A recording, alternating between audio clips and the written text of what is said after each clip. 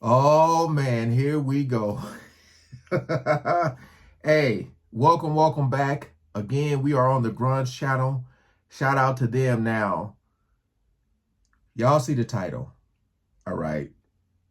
Uh Musician replacements that fans hated. Off the top of my head, all I can think about, the first one that comes to mind is AC/DC.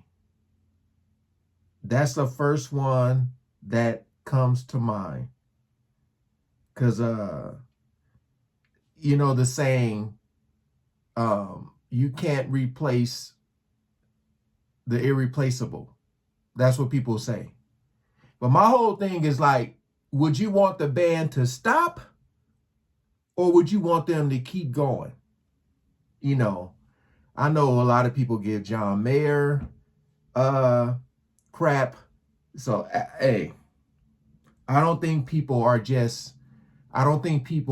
trying to, I don't think the artist is trying to replace, but I just think a lot of fans look at it that way, When you got to think, if you get the blessing from the rest of the band members, hey, what are we supposed to say? But we're going to check this out, man. Again, this would be very interesting. So we ain't going to waste no more time. Let's jump right into it. This may shock you, but most bands don't stay together in their original form forever. Right. Some bands play musical chairs with their lineups, bringing in relatively unknown entities to replace iconic favorites and just sort of hoping fans will be cool with it. This, of course, is ridiculous. Rock fans can be just as picky, opinionated, and stubborn as anyone else. Hey. There are plenty of instances of lesser-known musicians landing the dream gig of playing in legendary bands, only to find that fans have put away their lighters and are now lofting pitchforks.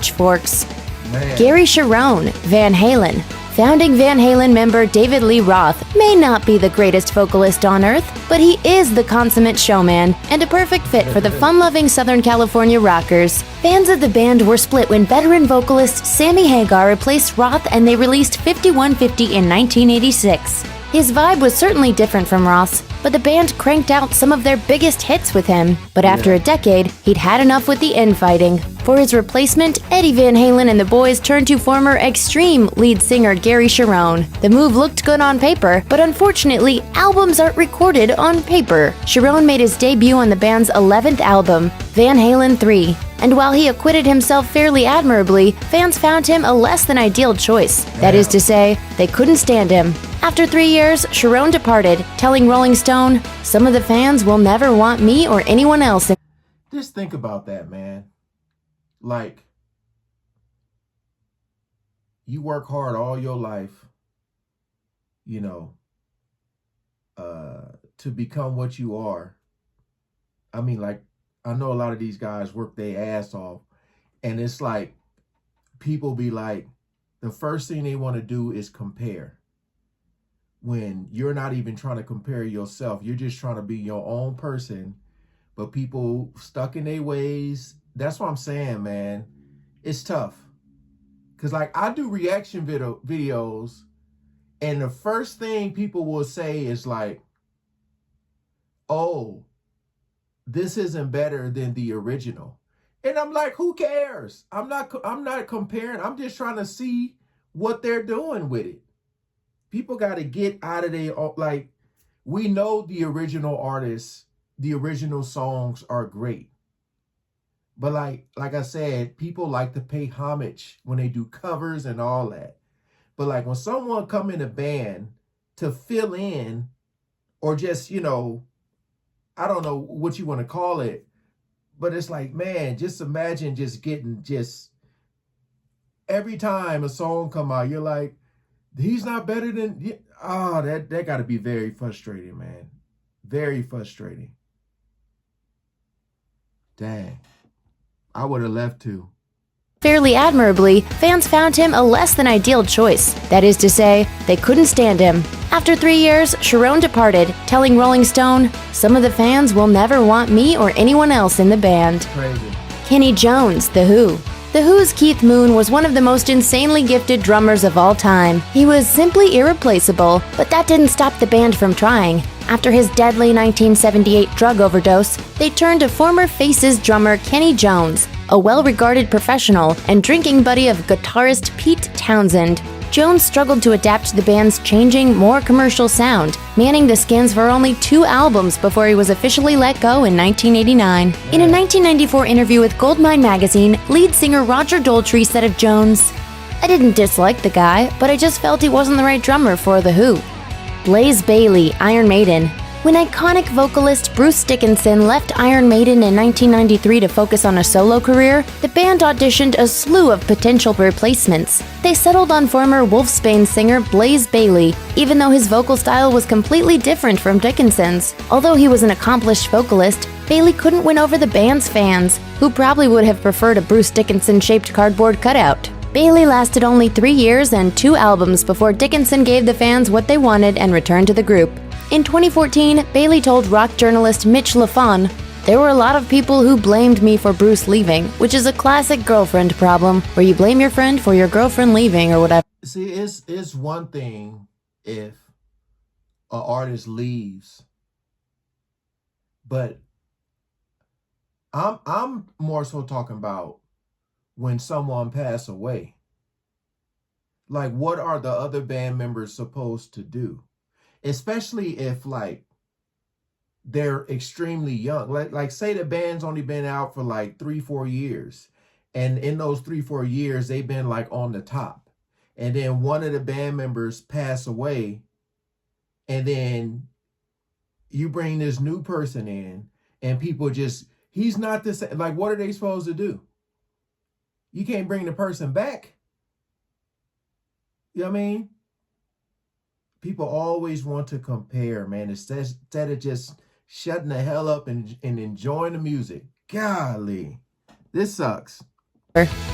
Benoit David, yes. When your lead singer has one of the most instantly recognizable voices in the world, replacing him isn't quite as simple as placing an ad on Craigslist. Just ask the venerable prog rock band Yes, which has struggled during multiple periods to maintain its identity without singer John Anderson and his crazy vocal range. When health problems forced Anderson out in 2008, the remaining members saddled up with Benoit David, formerly the lead singer in a Yes cover band, without even telling Anderson. Fans were unimpressed with the new karaoke version of their favorite band, and Anderson himself lobbed a few disses their way in a Rolling Stone interview, saying, "I wasn't really convinced. The new singer is singing good, but it sounded a bit dated to me." Ramirez, Sublime. For fans of ska punk outfit Sublime, 1996 was the ultimate double-edged sword. The band finally achieved commercial success with their self-titled third album, scoring a #1 single with What I Got. But this was mere months after the death of lead singer Bradley Nowell. In accordance with Nowell's wishes, the band broke up rather than carry on without him. That changed in 2009, when the remaining members recruited new singer and guitarist Ramirez, a Sublime superfan with the advantage of knowing all the band's songs, but the disadvantage of being a really bad singer. The new lineup was dragged into court by Nowell's family over their use of the Sublime name. The court ruled against the band, so they tacked "with Rome" onto the end of their moniker and went about their business. About a decade and 2 poorly received albums later, the band continues to tour and perform. Josh Klinghoffer, Red Hot Chili Peppers. Longtime Red Hot Chili Peppers backup tour guitarist Josh Klinghoffer officially stepped in for departing Axeman John Frusciante in 2009, replacing Frusciante's virtuoso funk craziness with a decidedly more minimalist style. To his credit, he never intended to replicate what Frusciante brought to the band. But given his tendency to constantly second-guess whether he's sufficiently living up to his predecessor's legacy, it might have been better if he had. The strong contingent of fans still pining for Frusciante's return doesn't exactly help. Klinghoffer can get a little testy on the subject of his predecessor, as when he told Metro News, "Of course it gets annoying. All these comparisons are simply absurd." Ian Gillen, Black Sabbath. When Ozzy Osbourne departed Black Sabbath to embark on a solo career in 1979, the band found perhaps the only musician capable of replacing his distinctive shriek in Ronnie James Dio, one of the most powerful metal vocalists to ever live. But even Dio's tenure was divisive among fans. So when he left to start his own eponymous group in 1983, some might have expected Sabbath to seek out a singer who was a bit more like Ozzy. Instead, they turned to former Deep Purple vocalist Ian Gillen, who was the exact opposite. Gillen came on board for the band's 1983 release Born Again, an experiment in clashing styles that made headbangers bang their heads against their stereos. Not even Gillen's soaring voice could hide his corny lyrics, which rubbed up uneasily against Sabbath's dark, gloomy vibe. I mean, just everyone was bursting into laughter, you know, it was absolutely horrendous. The collaboration only lasted for that one album, after which Gillen returned to Deep Purple and Sabbath fans were left wondering how anyone thought the pairing was a good idea. As guitarist Tony Iommi recounted in an interview years later with Hard Music TV, he invited Gillen to join the band after the two got drunk off their faces at an Oxford pub. That explains it. Hey, all I can say to this is this. If the band members that are left have no issue with it, then the fans shouldn't.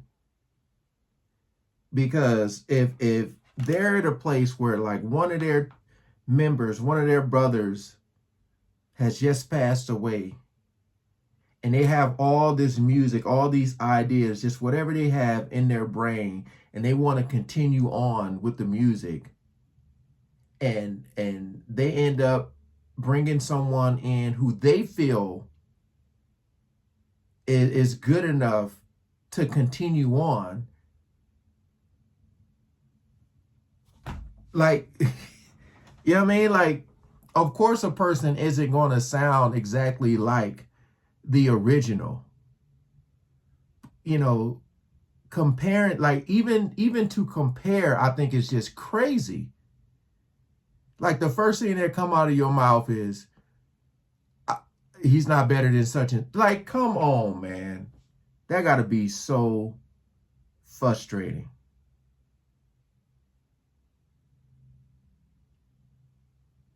But hey, I had to check this out. I'm surprised AC/DC wasn't in here. Because boy, they be going in on Brother Johnson.